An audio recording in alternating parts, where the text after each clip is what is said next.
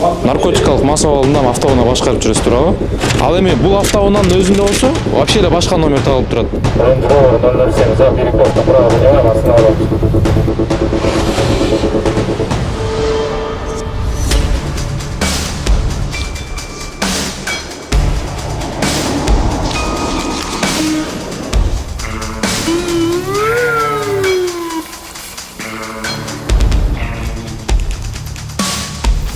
Саламатсыздарбы, урматтуу Борбордук телеканалыбыздын көрүүчүлөрү. Бүгүн биз Бишкек шаарыбыздын милиция кайгылуу кызматынын иш жайындабыз. Дал гана ушул жерден биздин милиция кызматкерлери күнүгө Бишкек шаарыбыздын көчөлөрүнүн коопсуздугу үчүн кызматка чыгышат.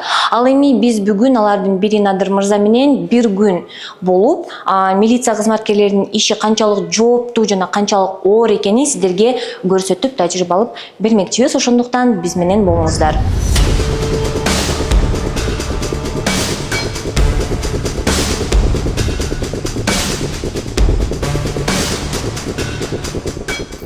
Азыркы учурда бүткүл Кыргызстаныбызды тааный турган кез, анткени милиция кызматкерлеринин эң атактуу бири болуп турасыз.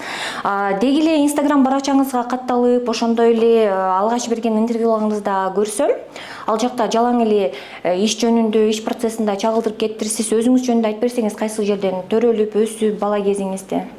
Саламатсыздарбы, биз Бишкек шаардык милициянын кайгылуу кызмат башкармалыгынын басма сөз кызматынын тескөөчүсү, милициянын 2-лейтенанты Жусупов Надырбек Кубатбекович. Ооба, сиз туура айттыңыз. Азыркы учурда биз басма сөздө болгондуктан ар кандай пропаганда, үгүт насаат иштерин видео тартып, же кандайдыр бир түрлөр менен интернет тармактарга, социалдык тармактарга болгон жактын баарына жол кыймыл эрежесин пропаганда кылып жаткан учурубуз. Ошол себептен кичине жашоом кичине өзгөрдү, элдер таанып дегендей. Бирок максатыбыз биздики башкача. Биздин максат ошо жолдогу болуп аткан кырсыктарды азайтуу. Өзүм жөнүндө айтып кетсем, өзүм Бишкек шаарында өсүп ошол жакта чоңоюп өскөнбүз. Интернетке туура эмес тарап кеткен маалыматтар 77 мектепте окуган эмесмин. Биз 83 мектепте, 40 мектепте, андан кийин 28 мектепти аяктадык. Бишкек шаарында өсүп, ушул жакта түптөшүп калганмын, мындай айтканда. Азыркы учурда эми болгон облустан келген кызматыбызды ушул жерде алып барып жатабыз. Демек, бала чагыңыз ушу Бишкек шаарынан эле өткөн экен. Ооба, бала чагым Бишкек шаарында. Ушул кесипти сизге тандоого эмне түрткү болду эле? Эми эң биринчиден айтып кеткенде, мен кичинекей кезимден эле милиция болгом дечмин да. Бирок мен милициянын кайсы милиция болгондон кийин, жаш бала болгондон кийин милиция деп эле ойлой бересиң, форма кийет, анан кайсы тарабынан да. Анан чоңойгондон кийин уже эсиме түшүп, мындай эсиме келип калганда, уже бул тармактарга бөлүнөт экенин түшүнгөндө мен тергөө тармагын тандагам негизи. Анан тергөө тармагын тандап, бирок кичине акыбал ошол убакта болбой калып, мен ошо тергөөгө чейин бир көчөнү көрөйүн, кабинетке эле кирип отуруп кетпей, көчөнү көргүм келип атат деп, анан биринчи ушу милициянын кайгылуу кызмат башкармалыгынын кызматына келип, ошол жакта отуруп калдык. Азыркы учурда уже 4-жыл болуп атат. Ушул жакта иштеп, кызмат өтөп жатканыма. Деги эле биз келип эле ушинтип эле басма сөз тобуна келип калган эмеспиз. Биз да көчөдө жүрдүм. 102 багытында 2 жыл иштедик. 2,5 жылдай 102 багытында иштеп, ошо жумушту толугу менен жакшы түшүнүп калгандан кийин анан мени ушу басма сөз тобуна алып келишкен. Ошо ишиңиз жөнүндө айтканыңызда, сиздин кесибиңиз, сиздин жеке жашооңузга кандай таасир этет? Эми мындайча айтканда, убакыт жетишпегендиги эле болуп калышы мүмкүн. Убакыт чектелгендиги. Ооба, көбүнчө жумушубуз ушу кызмат болуп калабыз, убактыбызда. Үй бүлөгө бир аз убакыт, чынын айтканда ачык айтыш керек, үй бүлөгө бөлө албайбыз. Атам деле, апам деле, келинчегим деле, бир туугандарым деле баары айтат, ушу жумушта эле уктап, жок жакта эле жашап атабыз окшойт депчи. Үйгө барып уктап эле келебиз мындай айтканда. Бирок биз өзүбүздүн кесибибизди өзүбүз тандаганбыз, биз ага эч кандай даттанбайбыз. Биздин максат эң башкысы чын дилинде кызмат алып баруу. Ошо сиздин кесибиңиз тууралуу, демек ошол биз бүгүн бир күн сиз менен болуп, сиздин милиция кызматкерлеринин иши канчалык жоопкерчиликтүү жана канчалык оор экенин көргөзүп бермекчибиз биздин көрөрмандарга. Ал эмесе азыркы кабинет эмне болгон кабинет, ошол тууралуу айтыңызбы? Бул басма сөз тобунун кабинети. Биз ушул жерде кагаз жумуштарын жана башка бизге тиешелүү жумуштардын баарын кылабыз. Видеолорду дагы ушул жактан жасап, пресс-релиз же кандайдыр бир маалыматтардын баарын ушул жерден жасап, ушул жерден чагылдырабыз да.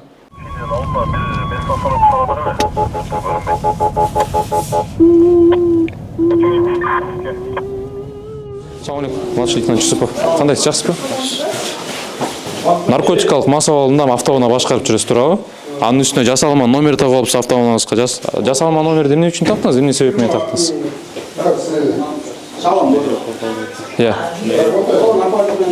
Кыргыз Республикасынын укук бузуу кодекси бар, 444-берене. Ошонун негизинде жасалма номер таккан болбойт автоунаага, жасалма белги такканычы. Сиз ошону таап алып автоунаа башкарып жүрөсүз, анын үстүндө сиз наркотикалык мас абалында болуп чыгып атасыз да, бияктан заключение, мына балдар сизди кармап атат. Тем более анын үстүнө айдоочулук көлүгүңүз да жок. Азыр эми автоунааңыз айып короо көрүп, сизге тиешелүү протокол түзүлөт. Ошо протоколдордун баары сотко кетиризебиз. Сиздин үстүңүздөн чара көрүш үчүн, макулбу?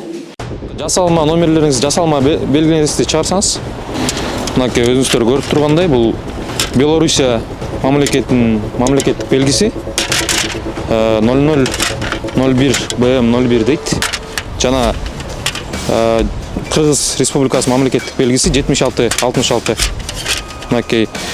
Бул автоунаанын өзүнүн номери, бул мына могу болот да, 01 KG 085 BI. Ал эми бул автоунаанын өзүндө болсо, вообще эле башка номер тагылып турат. $57 18.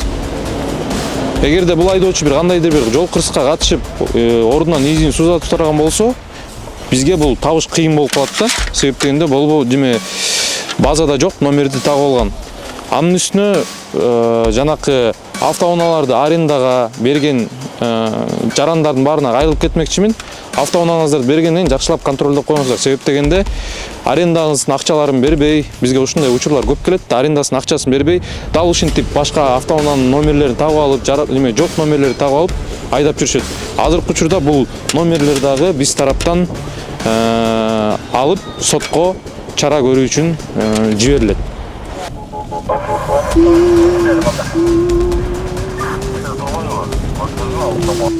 Бүгүн мынакей өзүңүздөр көрүп кеткендей, күндүзү айдоочу наркотикалык мас абалында, анын үстүнө да автоунаасына жасалма номери, жасалма белгисин салып алып айдап жүргөн. Азыркы учурда наркология бөлүмүнөн бизге наркотикалык мас абалында экенин тастыктап беришти.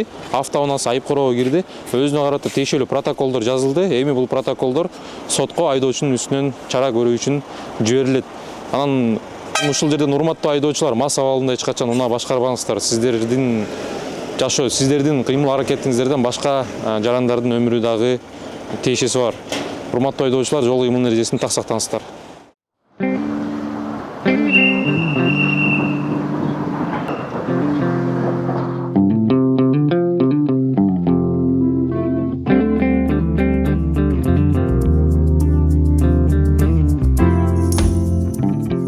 Эми күнүмдүк ишибиз биздики ар дайым эртең менен тизилүү болот. Тизилүү болгондон кийин кызматка көчөгө чыгабыз. Көчөгө чыгаарда азыр мен толуктап, тастыктап маалымат айтып коеюн дегем. Негизи милициянын кайгыл кызмат башкармаларынын кызматкерлерине, деги эле оперативдик автоунааларга, оперативдик жана кызматтык автоунааларга жол кыймылынын эрежесин 2.1.2 пунктунда жазылганда коопсуз курун тагынбай койсо болот да кызмат учурунда. Бирок азыр биз жанакы элге видео тартып атпайбызбы? Биздин жумушубузду көрсөтүп атабыз. Бирок ошол учурда мен атайын тагындым, өзүм мындай үлгү болоюн деп тагындым да. Бирок негизи кызмат учурунда бизге такпай эле койсо болот. Андан сырткары, мисалы, бул мобилдик телефонуңузду жол кыймылынын эрежесинин 3.1 пунктунда жазылган. Биз кызмат учурунда кызматтык максат менен телефонуңузду колдонсок болот. Себеп бизге деген 102ге чалуулар түшөт да жарандарданчы. Чалуулар түшкөндө ал 102 багытына келип түшөт. 102 багыты ошол бизге рацияга берет, рациядан бизге берет. Биз рациядан ошо чакырууну кабыл алабыз.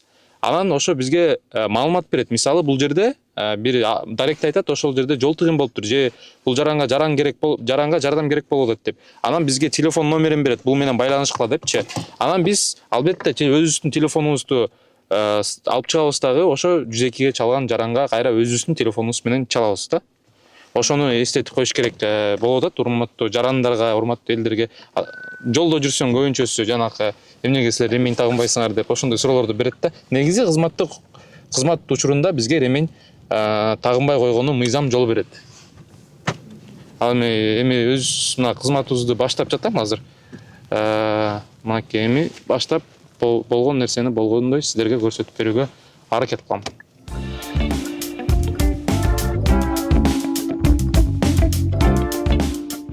Эми күнүмдүк жумушумду кызматымды алып барганы ошо эми ата мекенге берген антыбыз го дейм. Жумушка кирип атканда ант бергенбиз, таза иштейбиз, элибизге кызмат кылабыз деп.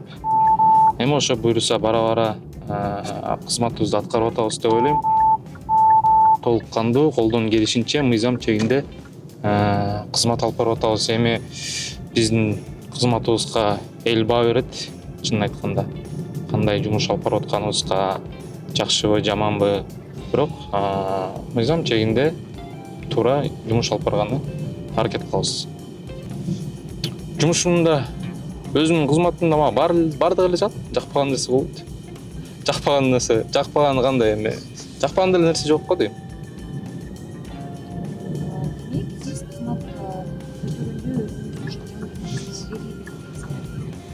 Болушунча аракет кылам, ошо колумдан келген аракетимди, убактымды, жан дүйнөмдү десем болотчу, кызматыма арнаганычы. Биздин жеке статистика эми менин өзүм жеке оюм боюнча ошо жолдо деген автоунаалар, жол кыймылынын эрежесин одоно бузган автоунаалар бар да, айдоочулар бар да. Мисалы азыркы учурда 327 жол белгиси бар. Токтоткон автоунааны токтоткон болбойт дегенчи. Ошол белгиге көбүнчөсү борбордук көчөлөрдө автоунааларды токтотуп коет, анан автоунаалар токтотуп калып кеткенден кийин башка автоунааларга тоскоол болуп тыгындар жаралат да. Андан сырткары жол белгилери бар да. Ошо жол белгилерди дагы көп айдоочуларыбыз, кээ бирки жоопкерчиликсиз айдоочуларыбыз тилекке каршы сактабайт да. Ошондой мындай карасаң майда укук бузуу, майда жол эрежесин бузуу, бирок ал дагы башка бирөөнүн башка айдоочуларга тобокел жаратышы мүмкүн. Жол кырсыкка алып келип коюшу мүмкүн да, жөнөкөй эле бир жол белгини сактабай койсочу. Деги эле өзү мас айдоочу боюнча бул суроо өтө чоң суроо болуп атат азырчы. Себеп дегенде мас айдоочулардын айынан көп жол кырсыктар болот да. Ал жол кырсыктар тилекке каршы адамдардын өмүрүн алып кетип атат. Башка дагы ызычуулар, башка дагы көйгөйлөр жаралып атат ошонун айынанчы. Мас айдоочунун бул эң биринчиси ошо азыркы айтканда, мындайча айтканда жазасы жумшак болуп атат окшойт. Менин оюмчачы. Себеп дегенде буга чейин мен соц тармакка дагы чыккан бир айдоочу. Ошол айдоочу ишенсеңиздер 2019 жылдан баштап 2025 жылга чейин 7 жолу кармалыптыр мас абалында унаа башкарган үчүнчү. Андан сырткары 2019 жылы ал мас абалында унаа башкарып жүрүп, жанакы Мисс Мира Сания Шакирова деген эжекебиз анын автоунаасында болчу экен. Ысык-Көл Бишкек жолунан жол кырсыктын айынан ошо Сания Шакирова эжебиз каза болуп кеткен.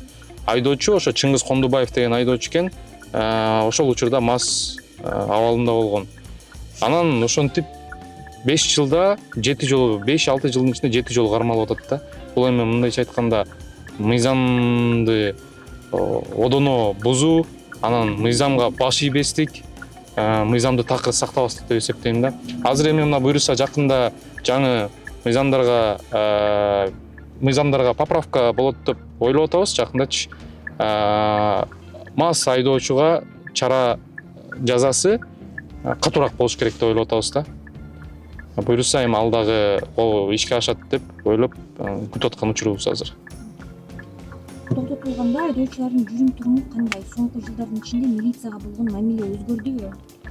Ооба, албетте, акыркы убакытта мен өзгөрдү деп айта алам. Себеп дегенде кандайдыр болбосо дагы айдоочулук, мындайча айтканда, культура вождения, орусча айтканда культура вождения өзгөрдү. Бишкек шаарында өзгөрдү. Мисалы, мен айдоочуга барып, айдоочуга кайрылсам, көбүнчө учурда толук мыйзамга баш ийип, айткан, сураган документтерди берет. Жана биз тараптан да мыйзамдуулук сакталыш керек, ал дагы боло турчу маселе да. Биз тараптан да сакталат, жана айдоочулар тараптан да сакталыш керек. Айдоочулук культурабыз биздики бара-бара өсүп жатат буюрса, бирок дагы өнүктүргөнү аракет кылышыбыз керек. Жарым жыл болду дейм. 102 багытынан бизге чакыруу түшкөн. Биз барган учурда 102 багытынан бизге орусча айтканда массовая драка деп түшкөн. Анан биз барган учурда ошо мушташып атыптыр, урушуп атыптыр бири-бири мененчи. Ошолордун арасына аралашыш керек болот да, айла жоктун айынан,чы. Анан жана четтен карап турганда болбойт. Анан аралашып кетип, анан бизди жанакы кээ бирки мас жарандарыбыз мындай бизди душман катары көрүп алат да, формачан барган учурдачы. Анан ошол учурда бизге кол салуу аракеттери болгон. Бирок бактыга жараша ошол убакта жакынкы башка экипаждар келип, башка кызматкерлер жардамга келип, тиешелүү жарандардын баарын кармап, мыйзам чегинде жазасын бергенбиз. Болуп кеткен жагдайдын, бир уруш талаштын ар бир тамырына чейин тактап туруп, туура маалымат берген аракет кылабыз да бизчи. Мындайча айтканда, туура эмес берип койсоң, бир туура эмес маалымат берип койсоң, ошол сиз айтып аткан, орусча айтып аткан резонансный материал, резонансный учур, туура эмес маалыматты берип койгонуңуз үчүн элге туура эмес маалымат жетип калат да. Анан албетте туура эмес түшүнүп, элдер да туура эмес түшүнүп, анан кийин бул жерден бизге болгон мындайча айтканда доверие жоголуп калышы мүмкүн да. Ошон үчүн биз ар дайым маалыматты иликтеп, тактап, мына болду ушундай экен дегенде гана биз чыгарып элге маалыматты жаябыз. Албетте биз эми жанакы өзүңүздөр көрүп аткандай интернетке көп чыгып кетип атпайбызбы, ар кайсы айдоочулар мененчи. Анан ар кайсы айдоочулар тааныш аркылуу чалышат, үйдөгүлөргө чалышат экен, анча-мынча чалат. Чын айтканда, ар кандай коркутуулар менен эртең жумуштан алып коем, же болбосо караңгы жерден деле басып өтөсүң да деген чалуулар болот. Бирок биз адан коркпойбуз. Бул кесипти өзүбүз тандаганбыз. Дагы бир кайталап кетейин. Баарына мыйзам баарына башында турат да. Баары мыйзам чегинде болсо, мен ойлойм, эч кандай жамандык бизди айланып келбейт, эми Кудай сактасын деп эле жашап атабыз. Чалган учурларда деле мен айтам, мыйзам баарына бирдей деп айтам. Мен жеке номерими чалмаңыздар, мен тынчымды албаңыздар деп эле айтам. Албетте мыйзам баарына бирдей. Азыр мыйзам күчүндө болуп турат деп айтсак болот.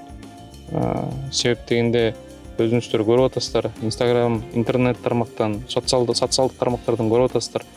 Эмне гана жагдайлар болуп атат, жолдо токтоткондо айдоочулар баары бирдей биз үчүн. Мыйзам баарына бирдей болуш керек. Статистика эми айта кетсек, албетте кышында көбөйөт да. Себеп дегенде жанакы кышында кар жагандан кийин жолдор тайгак болот, өзүңүздөр билесиздер. Анан кийин ушул жерден көбүнчө айдоочуларыбыздын жоопкерчиликсиздиги да тилекке каршы жанакы дөңгөлөктөрдүн убагында кышкыга алмаштырып койбогондор, же техникалык акыбалын карабай койгондор, ошолор көбүнчө тилекке каршы кырсыкка түшөт. Өзүңүздөр билгендей азыр мындайча айтканда кыш учурунда автоунааны башкарууда бир аз кыйыныраак болуп калат да.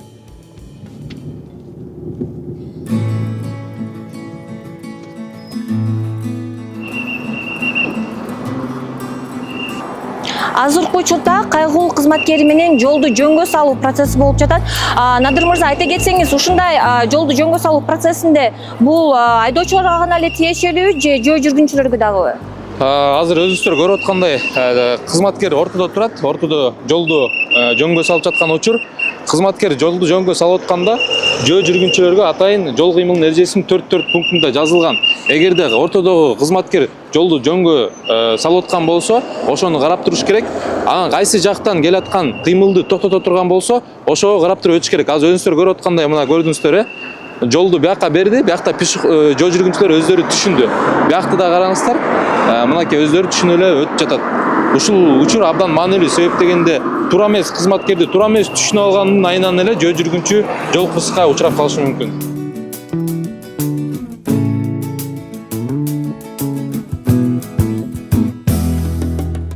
Урматтуу көрөрмандар, азыркы учурда биз Надыр мырзага кошулуп Бишкек шаарыбыздын көчөлөрүнө кайгылдоо максатында чыктык. Азырынча биздин милиция кызматкерлеринин жумушу канчалык оор жана канчалык маанилүү экенин өз көзүбүз менен көрүп жана сиздерге чагылдырып бермекчибиз.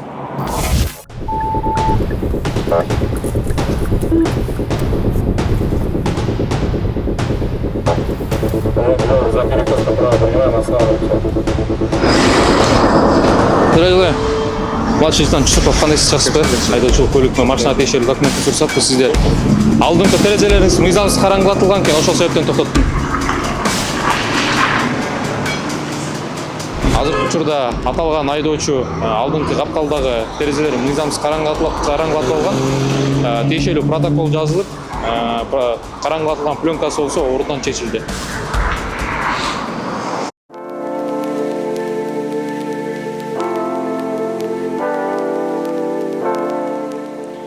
Сиздин ушул жумушуңузда болгон эң эмоционалдуу учур жөнүндө айтып бере аласызбы? Эми биздин жумуштагы эмоционалдуу учурлар, мындай айтканда, жол кырсыктарда. Жол кырсыктарга эң биринчилерден болуп биз жетип барабыз, кызматтык автоунаалар менен. Анан кийин тилекке каршы кээ бир учурлар болуп калат. Жана мындай жол кырсыктын айынан адамдар каза болгондо, ошол учурда жанагы ошо каза болгон адамдын жакындарына кабар бериш керек да. Жакындарын издешин керек, өздүгүн такташың керек. Анан ошол учурда телефонун алып чыгып, эми күтөбүз да качан биринчи чалуу келет экен деп, жана биринчи чалган адамга сурайбыз, кимиси болосуз, кандай болосуз. Анан ошого жараша ошого кабарды айтыш бул өтө оор нерсе да. Акыркы жолу мен могу 7 апрель көчөсүндө биздин бир жараныбызды унаа сузуп кеткен. Ошо телефонун алдым, телефонун алып күтүп отурдум, качан ким чалат экен деп. Анан бир чалуу келди, чалуу келгенде жубайы чалды.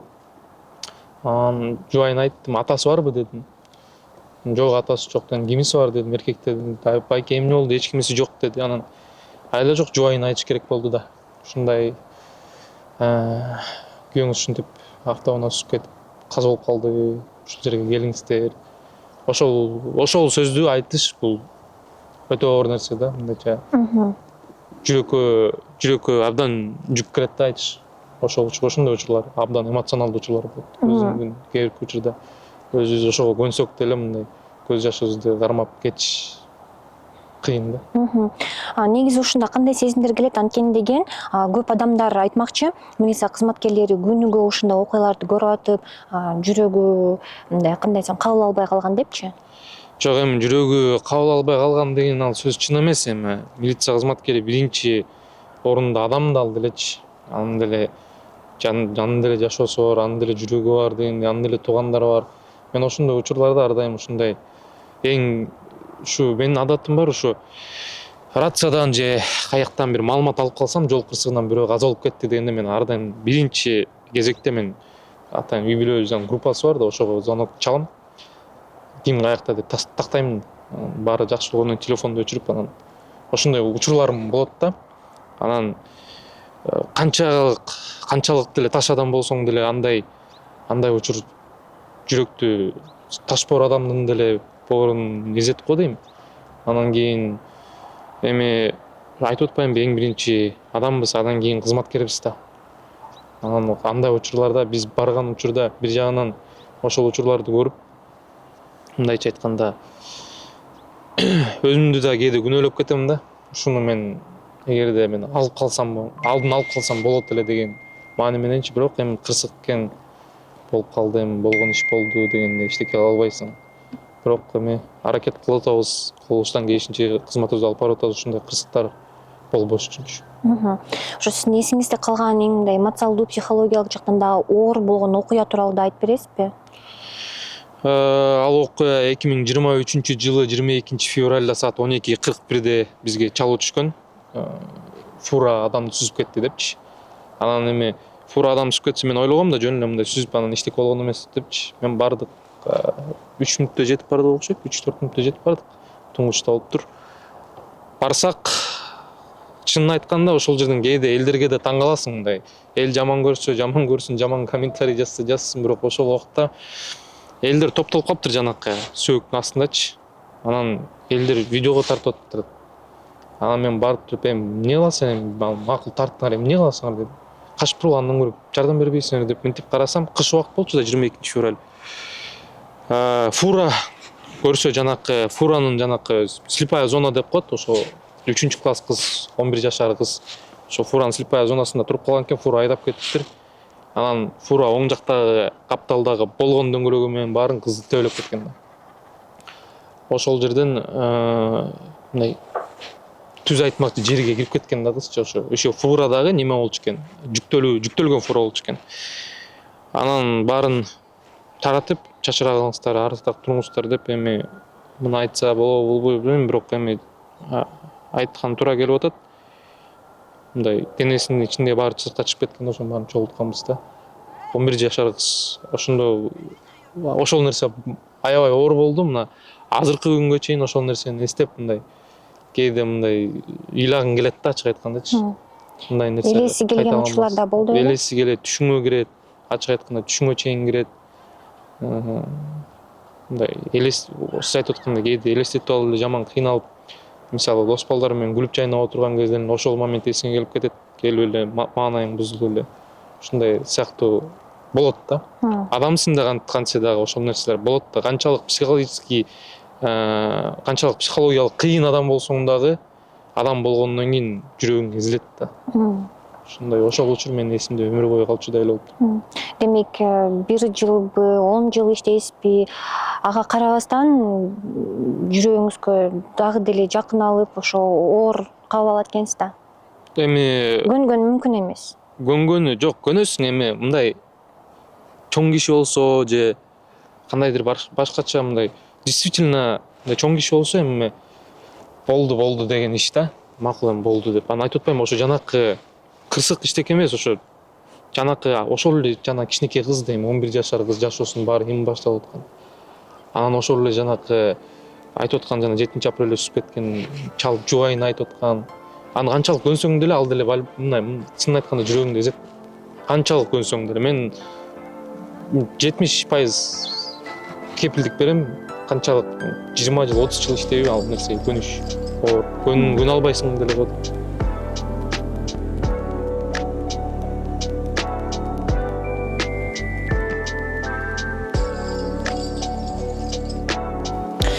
Сиз деген ошо жумуш тууралуу айтып калбадыңызбы, эң эмоциалдуу окуялар тууралуучу? Негизи ошол жумуш убагында оор жана мындай стресске кабылганда өзүңүзгө кандай келесиз? Негизи өзүңүз эс алуу күнүңүз кандай өтөт? Негизи эле жумуштан чогулган нерселердин баары ичиңде калып кетпеш үчүн ар кандай башка бөлөк алаксыта турган нерселерге барыш керек деп ойлойм азыр. Мисалы күрөшкө барам. Өзүмдүн агайларым бар. Мисалы Нурбек Оросулбаев, Кенжебек Чекиров, Мирбек Булакиев деген мен үчүн экинчи атадай болуп калган агайларыбыз бар. Алар ар дайым айтат, имандын чемпиону болгула депчи.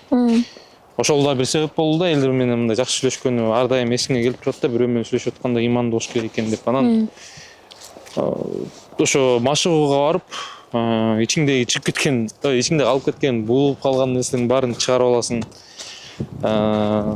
Бирөөгө мисалы тамашалап айтып атам, мен бирөөгө жинин келсе, кечинде залга, тренировкага барасың дагы, ошону элестетип туруп, ошону көтөрүп чыгып коесуң башка дос балаңды. Ошондой сымал да эми.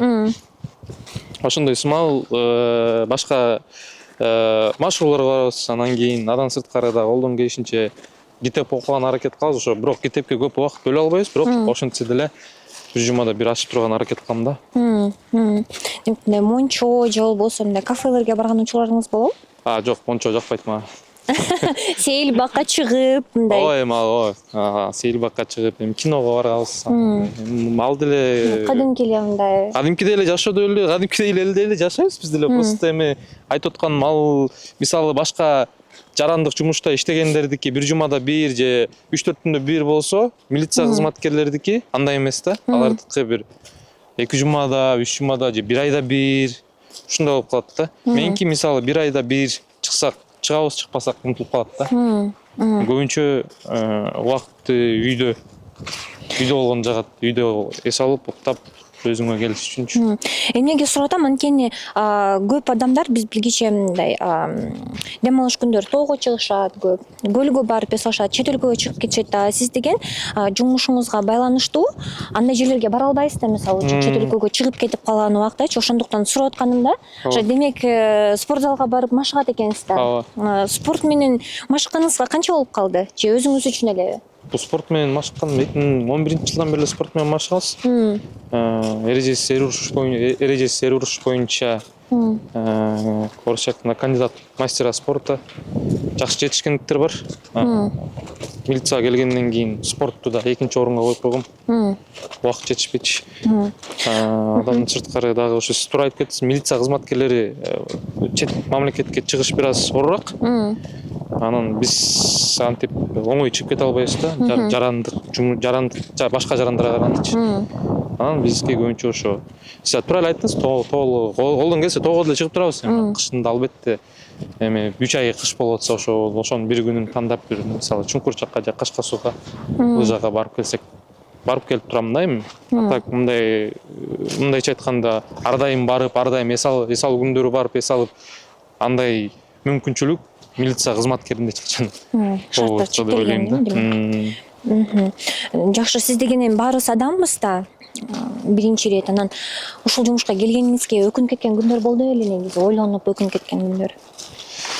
Эми чынын айтканда ачык сүйлөшкөнгө жараша болуп турат андай учурлар. Себеп дегенде жанакы азыр жана басма сөз тобунда болуп калып, анан кийин элдерге көрүнүп калып, анан кээ бирки жаман көргөн жарандар дагы бар да. Кандайдыр бир бутуна тоскоол жаратып койгон жарандар бар. Ошолор ачыгын айтканда, мындайча орусча айтканда подстава кылып кетейин деген ойлору менен кылган иш максаттары, иштери максатына жетпей калган күндөр болгон да. Мисалы акча сунуп коем деген ойлор, аракеттер болгон да. Бирок анын баары ошол азыр болуп аткан учурлар да, айтып берип аткан болуп аткан нерселер азыркы учурда. Бирок эми Кудай сактасын, андай адамдардан да алыс болуу сактасын дегендей. Негизинен канчалык өкүнө берсең, ошончолук артка кете берет экенсиң. Ошон үчүн мындай өкүнбөй алга деп эле жумушуңду так аткара берсең буюрса, баары жакшы болот деп ойлойм. Өзүңүз мотивация кылыппы? Дагы. Сиз деген мурунку жылдарга салыштырмалуу атаңыз чыгып азыр көчөгө чыксаңыз да сизди элдин баары таанып атышпайбы? Жашооңуз негизи өзгөрүлдүбү? Ооба, менин жашоом аябай өзгөрдү.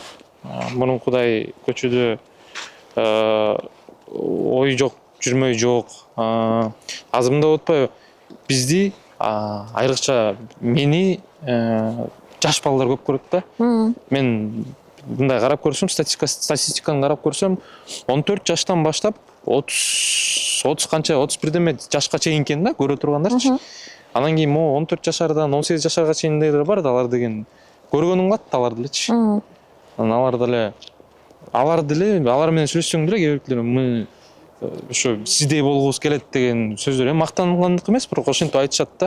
Анан ошолордун көзүнө жакшы көрүнгүм келет да. Мисалы орусча айтканда плохие привычки свои дома оставляю дегендейчи. Көчөдө мындай түз барып, түз келмей. Демек өзүңүз менен мындай сыймыктанган, өзүңүзгө баа берген учурлар да болду болуш керек эле негизи. Эми өзүмө билбейм, мен өзүмө баа бере албайм чынын айтканда. Мага берчү бааны эл берет, эл айтат. Бирок көбүнчө мага жеке катыма өзүмө элдер дагы көчүдө келип молодец жакшы иштеп атасыңар. Бирок бул мен айтам, бул бир гана менин эмгегим эмес, бул ички иштер министрлигинин эмгеги да. Бул баарыбыз кылып аткан. Ички иштер министрлигинин кызматкерлери, ошол эле милиция кызматкерлеринин арты менен ушинтип келип атабыз. Мен делечи, мисалы, менин артымда мисалы Бишкек шаарынын милициянын кайгылуу кызмат башкармалыгынын кызматкерлеринин баары турат да. Ошолор деле алар дагы жумуштарын мендей эле алып барышат. Баарыбыз так аткарганы аракет кылабыз. Бирок меники жанакы тобум эле басма сөз топ болгон үчүн, элге көрүнүп калган үчүн ошо эл ушинтип билет да. Негизи чынын айтканда азыркы учурда милиция кызматкерлери чынын айтканда өнүгүп аткан учурда.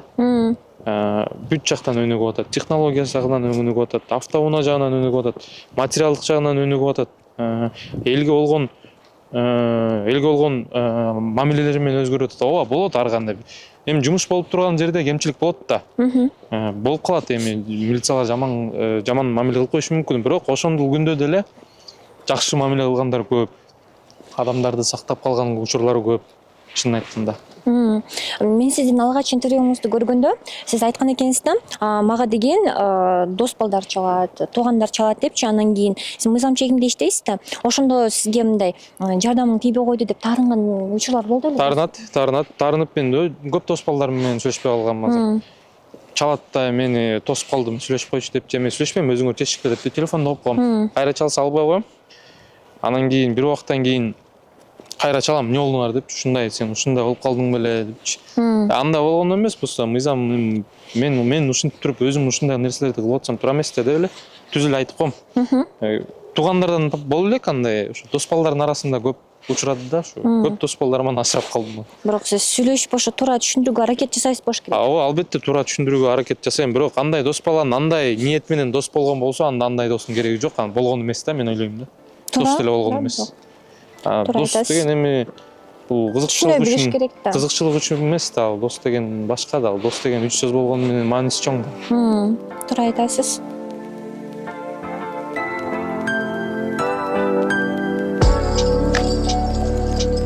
Кайра эле ушу сиздин ишиңизге кайрыла кетсекчи, ар кандай учурлар болот да, мас айдоочулар кээде колго түшкүсү келбей, качкан убакта сиз артынан кууп жетесиз. Ушундай убакта негизи айдоочулар өздөрүн кандай алышат? Сиз токтоткон учурда өздөрүн мындай кандай көрсөтүшөт? Эми мындай да, мас айдоочулар кармалган учурда эң биринчиден эми мас да кантсе дачы, маска теңелбейин дейсиң.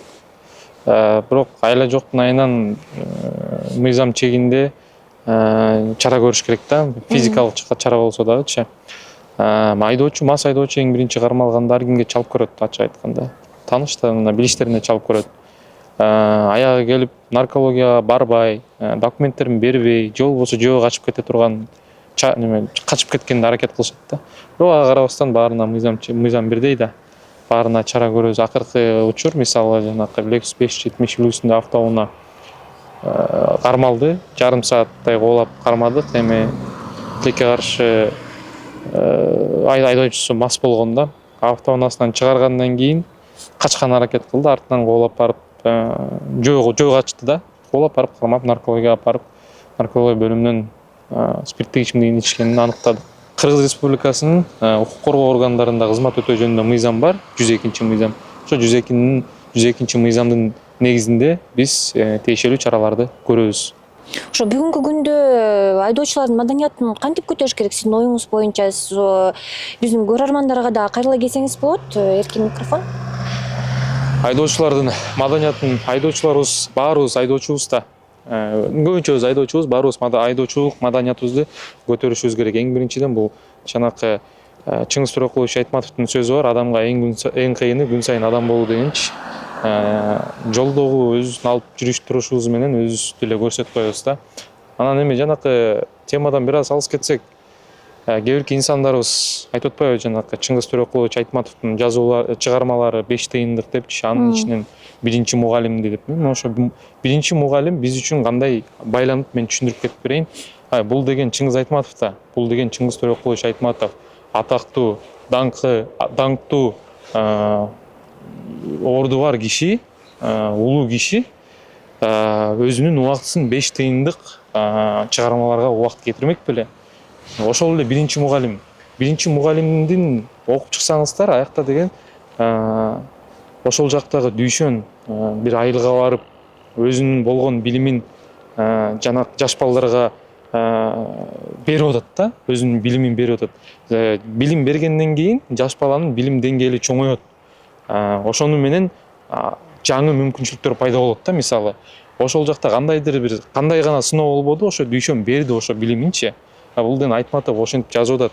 Анан кийин бул азыркы күнгө чейин актуалдуу да, мисалы. Сиз экөөбүз дагы мисалы башка айдоочулар дагы ошол эле жанакы жол кыймылынын эрежесин күндөгү болбосо да 2-3 күндө бир же бир жумада бир өзү үчүн окуп турса, башка мындайча айтканда маданиятты, башка жактагы маданияттарды окуп турса, бул деген жолго чыкканда абдан чоң пайдасы тиет да. Башка адам менен кылган мамилеси, башка адам менен болгон сүйлөө диалогу мисалычы.